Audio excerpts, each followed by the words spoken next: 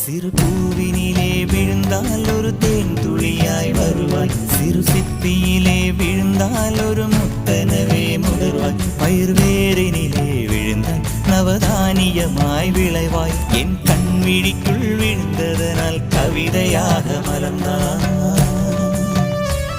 அந்த இயற்கை என்னை படைத்தால் ஒரு பெரிய ஷவர் இது, அட இந்த வயது கழிந்தால் பிறகெங்கு நனைவது, இவள் கண்ணி என்பது இந்த மழை கண்டறிந்து சொல்லியது. சக்கரவாகமோ மழையை அருந்துமா, நான் சக்கரவாக பறவையாவே